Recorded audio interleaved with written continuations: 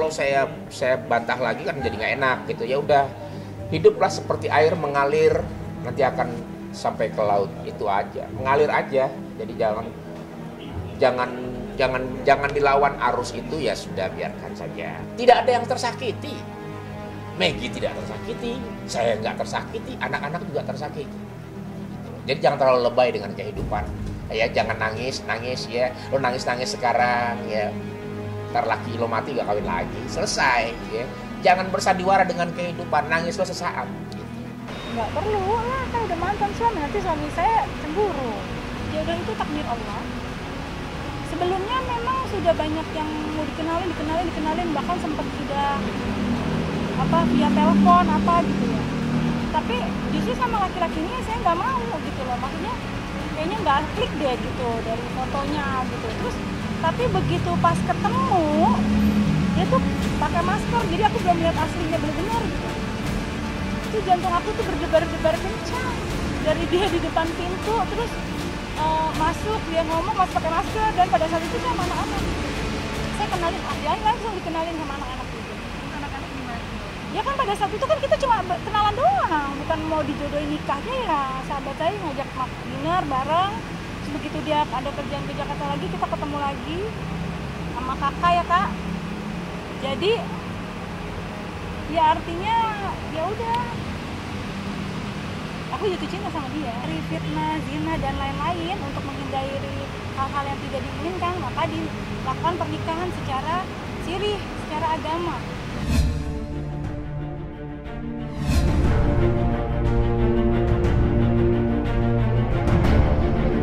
Alhamdulillah ya, astagfirullah, sudah menikah dengan suami saya.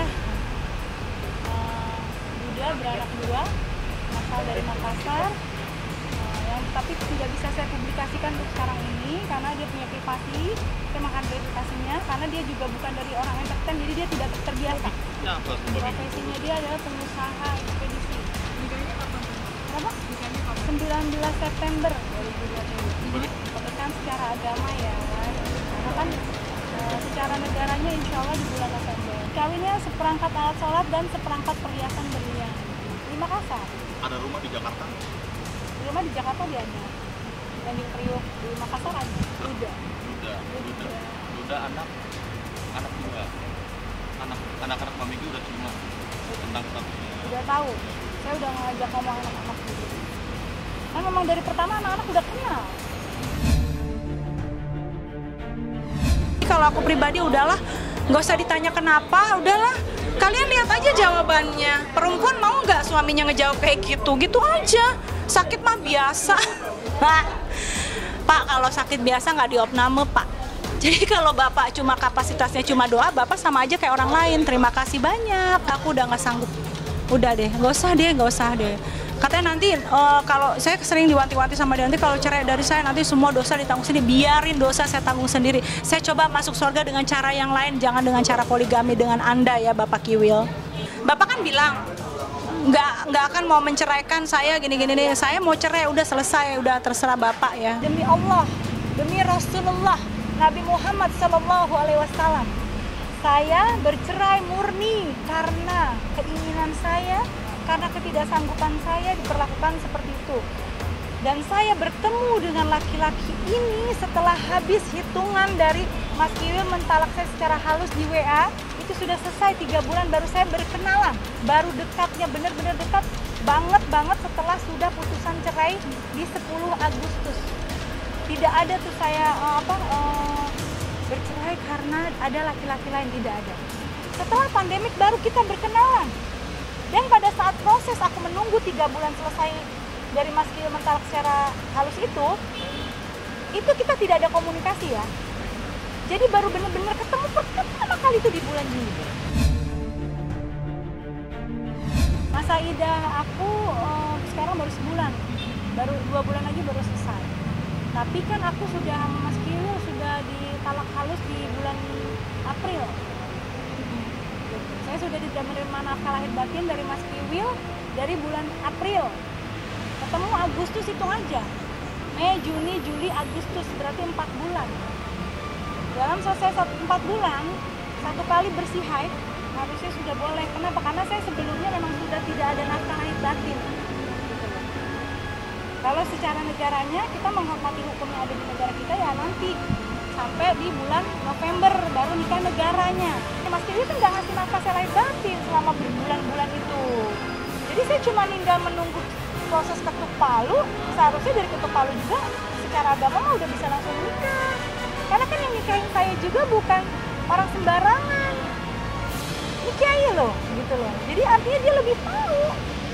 Dan saya udah berapa kali haid emang udah nggak ada hubungan apa-apa dengan mantan suami, tidak mendapatkan nafkah lahir dan batin ya, gitu.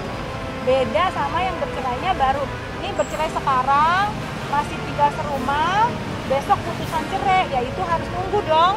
Tidaknya 3 bulan 10 hari kan aku kan udah dari proses cerai itu pandemik, terus 3 bulan lockdown, terus udah gitu ya Mas Kiyo kan udah ngasih talak halus di WA gitu ya, soal kita hidup masing-masing ya, kamu dengan jalan kamu, saya dengan jalan saya ya, saya nggak mau ganggu kamu lagi. Nah itu kan saya hitung dari situ 3 bulan. Nikah pernikah itu bener ya? Nikah tanggal bulan tanggal berapa sih? 19 September Nah, 2020. di mana itu? Di rumah saya. Dengan siapa teh? Kita orangnya ceritain nggak seperti apa gitu? Dihadiri ada Pak RT, Buya, ada kakak, ada suaminya kakak, ada adik kandung saya yang menikahkan ya. Jadi alhamdulillah itu sah secara agama ya. Jadi tidak ada perselingkuhan, tidak ada dibilang laki-laki perebut istri orang, tidak ada. Hukum fikih mengatakan wanita-wanita yang masih dalam proses sidang perceraian atau dalam masa iddah, sudah putus masanya, kemudian masih masa iddah, maka dia melakukan hubungan kepada orang lain, itu dilarang dan diharamkan. Oleh karena itu, supaya itu tidak haram, tidak dilarang, wanita-wanita harus sabar untuk menunggu masa iddahnya. Dalam Al-Quran dikatakan dalam surah Al-Baqarah ayat 228, wal mutallaqatu yatarbatsna bi anfusihinna salasata quru. Wanita-wanita yang telah bercerai kepada suaminya, hendaklah mereka menahan dirinya menunggu masa iddahnya 3 quru atau 3 kali suci. Ini akan membuat manfaat dan maslahat untuk kedepannya di pernikahan kepada pasangan selanjutnya. Yang paling bagus itu adalah menikah setelah putusan dari pengadilan. Umpamanya sudah terlanjur ada yang seperti itu, dia bercerainya hanya hukum agama, hanya memakai lisan dan tulisan tanpa di pengadilan, itu sah-sah aja. Cuma nanti ketika ingin proses pernikahan, dia harus mengikuti persidangan yang telah ditetapkan. Berarti baru diresmikan kembali. Jadi benar proses lagi yang kedua. Karena untuk menikah selanjutnya otomatis akan diminta mana surat talaknya.